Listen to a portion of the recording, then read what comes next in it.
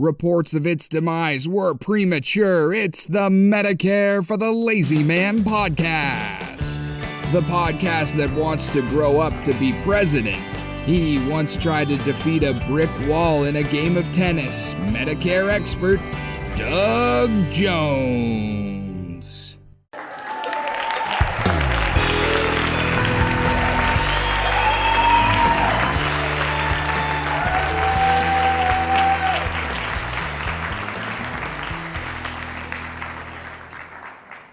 Well, hello, ladies and gentlemen. Welcome to the Medicare for the Lazy Man podcast. I am your host, as you just heard, Doug Jones. I'm your Medicare expert for today. I want to thank my Canadian nephew, Drew McMillan. We'll be seeing Drew for Thanksgiving in less than a couple of months. I bet it's going to be a month and a half. We'll be in California, and all of the McMillans will come down from Canada, and the Joneses will gather in Laguna Niguel, the Austin, Texas contingent, and the Arizona contingent will all gather there with the McMillans from Canada. And we'll see Drew and his lovely bride, Magda, and his new daughter, Nora. And I'll bet you that Nora is going to be a year and 9 months by the time we get to meet her. It'll be the first time that we've seen her, mostly because of the Canadian lockdown, the response to the COVID panic. The Canadians were really almost prisoners in their own country. And so there are some family members that we haven't seen for quite some time, and one little Nora McMillan that we haven't seen at all. Anyway, we are here to help you feel good about that transition from Obamacare to Medicare. And people often say to me, why do you call your podcast Medicare for the Lazy Man? Why do you call your book Medicare for the Lazy Man? And the quick answer is I looked in the mirror one day and I said, aha, there is the perfect title for my endeavors, because I'm a lazy guy. So then I said to myself, what would lazy people want to have for an explanation about Medicare? Well, I can dumb it down to that extent. I can explain the most important elements of Medicare in a way that lazy people would not object to. And in fact, they would walk away from the experience going, aha, I learned about Medicare without having to even draw a deep breath. I was educated in the least painful way possible. That was my goal. And it's not considered to be an insult to anybody. It is only a way of looking at a complex subject, breaking it down to bite-sized, friendly parts. So anyway, that's why we have Medicare for the Lazy Man. And often we sail through most of an episode, and I often forget to introduce my good friend and podcast engineer, Randy Carson, who is a software engineer extraordinaire, among other things. And he and I spend a lot of our time jaw-jacking about old music, old cars, old cigarettes back when we used to smoke. We talk about a lot of different things. What are we going to talk about today, Randy? Well, I was thinking we might want to continue just a bit of our conversation. Last podcast, we were talking about Iron Butterfly, Strawberry Alarm Clock, and Neil Diamond. There's a couple, there was so many groups during that era that were just so memorable. And I'm not saying that there weren't memorable groups in other eras, but boy, I'll tell you, we had a bunch, didn't we? Oh God, when you think of the names too, Moby Grape, God, now why is my mind drawing a blank? I can yak for hours about nothing, but when I'm thinking about rock and roll groups from the 60s, when you get into the psychedelic era, that's when the names went crazy. And when I think of Moby Grape, Strawberry Alarm Clock's a good example. Captain Beefheart, there were a ton of groups. You're really digging back in the weeds now. I sure am. Stop me before I hurt myself. Oh my God. So now that I'm drawing a blank, there was a fella, Billy Joel. Yeah. Have you ever seen Billy Joel in concert? Never have, never wanted to. Oh my God. He's one of these guys, and I don't know whether you were an Elvis fan, but I was never a huge Elvis fan, but No, I me have neither. On the a other hand, number of people. the pickings were pretty slim when Elvis got to be popular in the mid 50s. Yeah, yeah. I've talked to some people that are my age, maybe probably a little bit older, that really, I mean, they would go anywhere in the United States, ride a horse, fly a plane, ride a bus, do Yeah, whatever they had to do to get there. They would go see Elvis wherever he was performing. I'm And not in that group. they told me that you cannot believe, he said if you went to see Elvis in person, you would come out as an Elvis fan. Now, I never did do that, but bottom line is they said he had that command over an audience that you just would not believe. Yeah, I'm not surprised to hear that, but I would judge whether or not I wanted to see a group or spend all that time or fight the crowds or whatever by the music. And I didn't enjoy Elvis's music from the late 50s. Actually, let's say when he came out of the army in 1960.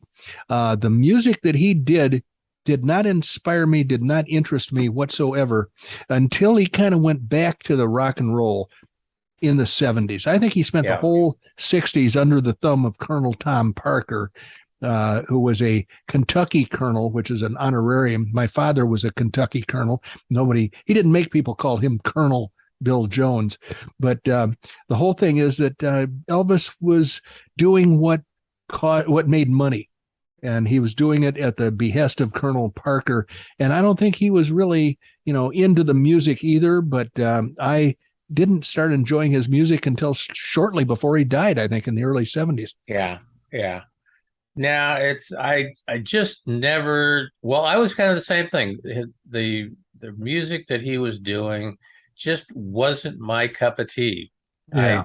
It was great music, and a lot of it was just I would sit and listen to it, but it just never grabbed me. Some music will just grab me, and literally I can't get it out of my head. I'll sit there and listen to it for days. I'll think about it for days. And I'm going to tell you a song that catches me that way, but I'm not going to tell you where it's at. Okay. Disneyland. The oh God. Ouch. Ouch. I know where it is. I know where it is. You know what it is and you know where it is, but I'm not going to say its name because then I'll be thinking about it for the rest of the day. Well, I think if you'll go back to an earlier episode of this podcast, alert podcast listeners are going to remember that I told the story of that song and how it came to be. Do you remember that story? I vaguely remember it. Well, you were hiding under your desk with your fingers in your ears. I literally, I'll think about it for the next month if you talk about it. Pull the plug on your headset and I will tell the story again very quickly. It is the most played song in the world, but it was kind of an afterthought. And Walt Disney walked into an office where there were two guys and he said, I want a song before you leave today. So give me a song. I need a song. Get the heck out, get to work. And then he went out of the office and went away. And so the two guys were brothers, and they had been in the service in combat in World War II. And one of them had better experiences than the other. So one of them said, okay, I'll write the music and you write the lyrics. And so the brother that had the dour outlook on life, he had several bad observations during World War II, and he wrote the lyrics. And the explanation, when you hear what went on, the brother that had a more positive war experience wrote the music. And so eventually the two put their work together, handed it to Disney at the end of the day, and it became the song most played ever in the whole wide world, which I used to think was Happy Birthday. But it is obviously it's a small world after all. And Randy's going, no, don't say it out loud. And so what happened was one of the brothers I don't know if he was stateside or if he served in Europe or maybe in the Pacific, but the other brother had the unfortunate experience of walking into Buchenwald I think it was Buchenwald. And he was one of the first guys into Buchenwald and liberated the camp. And they had a tough time because these prisoners were all near death. And they couldn't just give them food and water that they could enjoy. They had to severely limit their consumption so that they didn't eat themselves to death or drink water, they had, it was just a horrible, sad thing. Bodies were stacked up like cordwood. Well, the reason I know what that was like is because my father was also one of the first guys in the Buchenwald, and he has photographs that I have now that show what that camp was like. And the stench was horrible, and the Germans had run away because they knew that the Allies were about to show up and that it wouldn't go well for them. So that they took townspeople who should have known and who did know what was going on there, but never raised a finger to stop it. And they made them tour the camp and then dig graves and, do a lot of the nasty chores that needed to be done. So anyway, the brother that experienced that had kind of a poor outlook on life. He was very depressed all the time. And when it came time to write that song, he wrote it about how people in the world ought to get together more because it's such a small world. So his wartime experiences inspired the lyrics to that song, and that's how it came to be. So Randy, come out from under your desk now. Oh, I believe you are still muted. Is it safe? Yes, now you can return to your duties. Oh my gosh, because if I get that thing started in my head, you will see me slowly but surely degrade into craziness. Well, my father took my little sisters to Disney World when it was brand new, and he came back and he was laughing. Oh my God, that song just echoes in my head. And that was in the 60s or maybe the 70s, I guess the 70s. He never really knew the connection. Had he known, I think he would have been awestruck that it was all inspired by Buchenwald and what he had seen and what this other guy saw. Yeah, those of you guys who are musicians and songwriters, you know that whatever that song has, it has the hardest, it's a dangerous hook. Once again, every song that has a hook, well, that's one of them, and that's got a hook, and I can't listen to it because it drives me nuts. Well, I think it's the repetition, isn't it? That's really the destructive factor there. There's the repetition, and then there's certain chord progressions that really are memorable to me too. That's not one of them to that song, but there's other songs that the chord progressions just absolutely hooked me. Well, these guys wrote that song in like 10 minutes so they could leave early. So, frankly, it's like a masterwork. All it takes is one good idea, and if you can get a little teeny bit of a royalty off of that one good idea for the rest of your life, then that's what we all strive for. Mailbox money, I guess. Yep. Exactly. Well, you know something? Yeah. We had better get to busy on some Medicare stuff, huh? That was one of my clients calling probably to tell me what a great job I've done for him. I just switched him from the very expensive Medicare supplement of Blue Cross Blue Shield of Illinois to the very, very inexpensive Medicare supplement. Both of them were high value plans of United American in Texas, and he's very happy to be saving something like $50 a month, he and his wife, and they have identical coverage for a lot less money. So I offered that to my clients who I put with expensive companies early on before I knew about United American. Okay, I talked about important mail that comes from the government that you should not ignore. And the last time we had this conversation was just a couple of episodes ago, and we discussed ANOC, which is spelled ANOC and stands for Annual Notice of Change.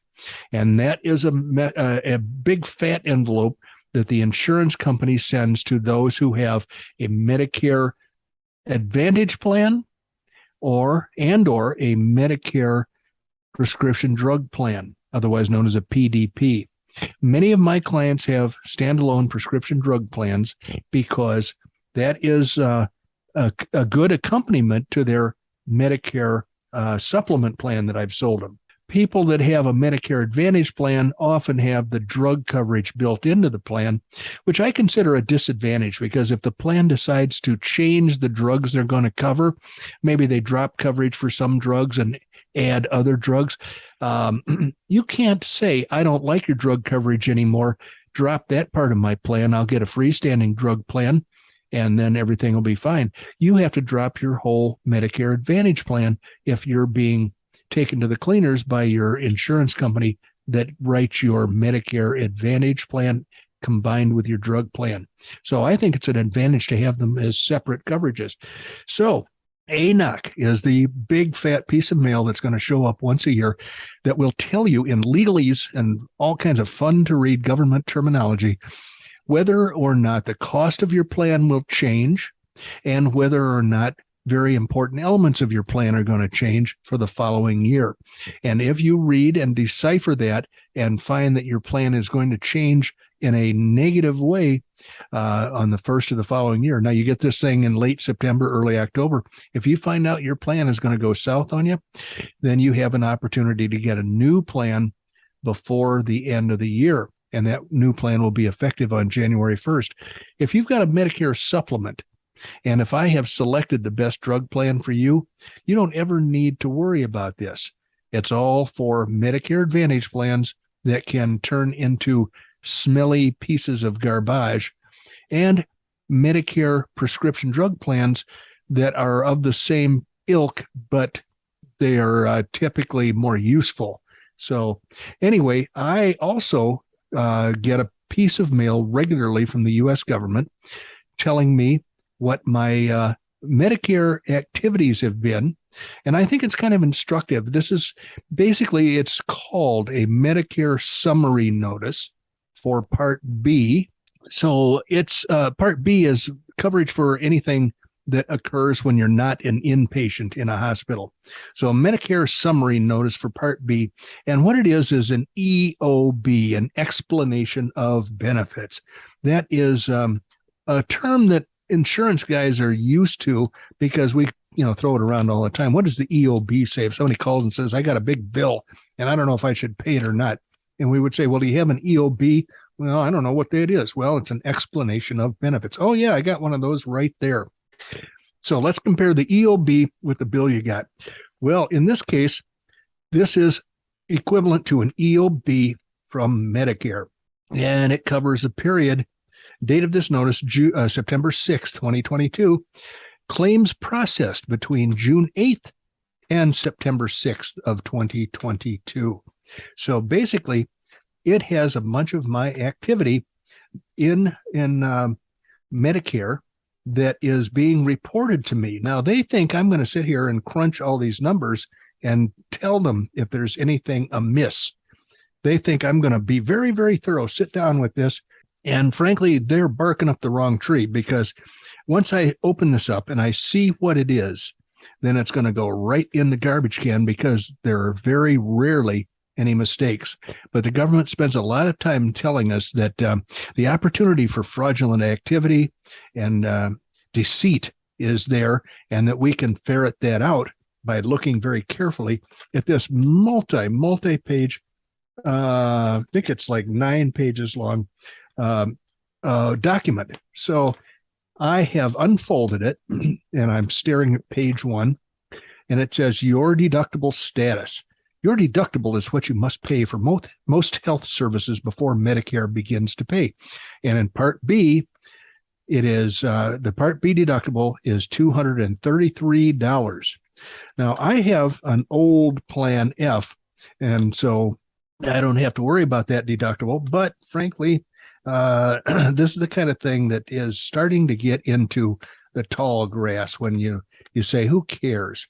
Because you've already, from June 8th to September 6th, you've already dealt with the consequences of your medical treatment for the most part. If you've been asked to write big fat checks to pay for the uninsured portion of your claim, that's already transpired. If you have been billed a reasonable amount of money, you know that it's reasonable and you're not worried about it anymore. And that's, typically that's all ancient history. So I have interesting. I have an interesting relationship with the doctors that I saw during this period because they were all on the telephone. I generally go back to Illinois every summer and I go see this doctor, I go see that doctor, I see my dermatologist, and he shoots a lot of weird sun-caused stuff off of my skin with Freon. And I talk to a surgeon, a vascular surgeon. I talk to a guy who handles my thyroid problem. And then I get to go back to Arizona and everything's been taken care of. So this year they were all on the telephone, except for the dermatologist. Haven't even seen him yet. And so the number of services denied, one medical service was denied. And see the claim starting on page 3. Look for no in service approved column. See the last page for how to handle a denied claim. Well, boy, let's find out why it was denied. So I'm going to page 3 and I'm looking for a no in the column, which they said in the service approved column. So I see on page 3, I see a yes. That's the first page. Okay, there are a lot of page 3s. I see a yes and a yes and a yes. Oh, I know why I have a lot of these, because I have to take blood thinners. And so every once in a while, I report my score to these people that make sure that my blood thinner dosage is appropriate. I see nothing in here with a no. And so I don't think I had any of my services declined. So the number of services Medicare denied, it says on the cover sheet, was 1. But I can't find it. I'm looking through every one of their pages in this stupid multi-page document, and I find nothing that says that a Medicare service was denied. So what have I got here? My claims for Part B insurance on June 1st of 2022. Well, I think on page 1 it said these claims were going to be from June 8th. Oh, claims processed from June 8th to September 6th. Okay. So on June 1st, I had a conversation with with a coagulation. This is what blood thinners do for you. They stop your blood from coagulating. And so I got billed for being overseen by these coagulation people. And the total bill was $36. Medicare approved $10.14.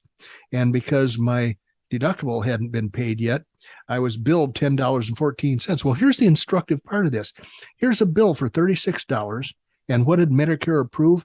Almost 25% of it. It's like 27.5% of it. So they got it cut way, way down. That bill should have been $10.14 according to Medicare. So they wanted to charge $36, and they would have been so happy if Medicare offered to pay $36. But that wasn't the way it should, or it worked out for them. Same thing happened on a different date. And it was a $36 charge reduced to $10.14. Then on July 22nd, I believe that was when, yes, I had a consultation with my thyroid doctor. And you may remember that I don't have a thyroid because some pediatrician shot my neck full of radiation when I was a little kid in an effort to avoid tonsillectomy. Well, it worked. I'd never had a tonsillectomy, but I also do not have a thyroid anymore. So for this consultation, which was like 10 minutes on the telephone with this guy, he wanted to charge $123, but Medicare approved $96.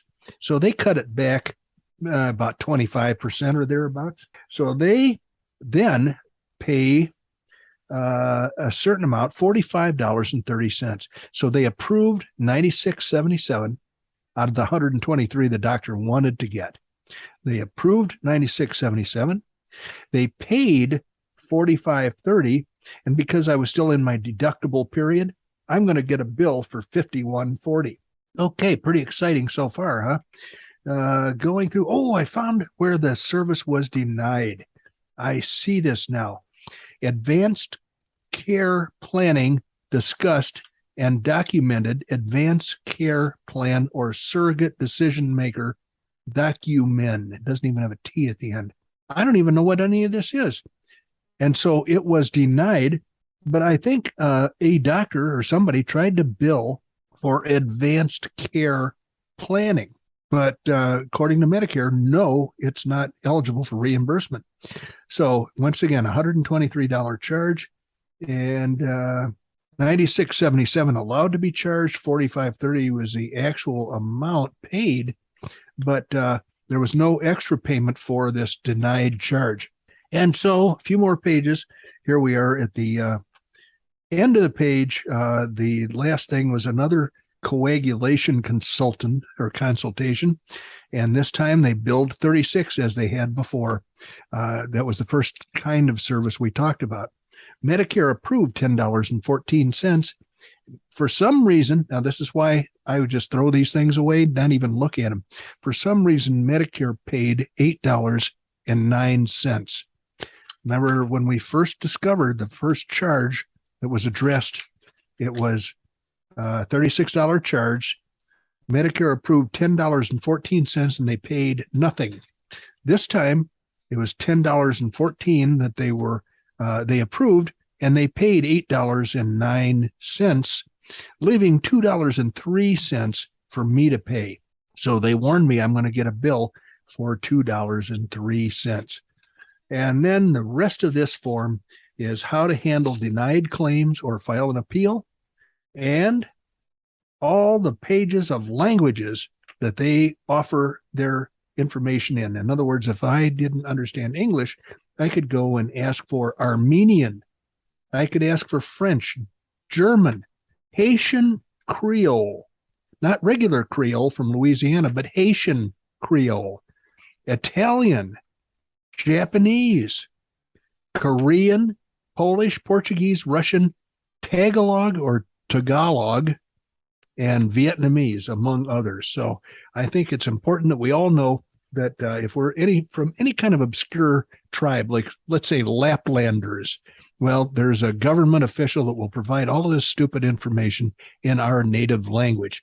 So that's what happens when you get a Medicare EOB. If you want to, you can open it up and go through, traipsing down the path of your medical treatment for bills that were submitted between those two dates that it says on the cover. But often it's going to look like Greek as opposed to Tagalog or Vietnamese. But that's what happens when you get a Medicare Summary Notice or an explanation of benefits. And I'm guessing that I have really burned up our time today, Randy, because I started my clock late. So it's probably way past the crickets, right? Is it my bedtime yet? It should be. That ought to put anybody to sleep. While you were finishing up there, and it's all good information. I don't know what happened here, Doug, but while you were finishing up there, something happened to my sound system. I'm not sure what it is. Can you help me out? I'd be happy to, Randy. How do I help? I don't know. He's looking all around as though there's something not functioning, but he's not telling me how to help him. I don't know, Doug. Did you hear anything? I heard nothing. Oh, okay. Well, then we got it fixed. Oh, I thought you were going to tell me we didn't record anything and I got to start this stupidity all over again. No. We're recording. No problem. Oh, okay, so great. So anyway, we need to thank our audience for joining us. If you managed to survive through that rendition of Medicare or government silliness, then more power to you. We definitely thank you for joining us. You could have been 1,000 different places, and you weren't. You were with us, joining us to walk through the wonderful annual, the ANOC, the Annual Notice of Change. We did that last time. Pay attention, Randy. This is Medicare Summary Notice. Why can't I ever think of that last C means change? Of course it means change, because you know that the Medicare Advantage people are trying to figure out how to stand up to their reputation of C for crap. Yeah, there you go. Actually, it's Medicare Advantage that's more crapola. This is stuff the government's spitting out, like toilet paper. It's if you could use this stuff for toilet paper after you read it, it would have a double value to me. Yeah, absolutely. So anyway, I am going to once again thank everyone for joining us. We all know that you could have been in many places, but you weren't. You were with us. You have just spent about 32 and a half minutes with Doug Jones, the insurance guy, originally from Oklahoma, now living in the high altitudes behind Crave Creek, Arizona, enjoying his peace and solitude in his fortress of solitude. Bye bye.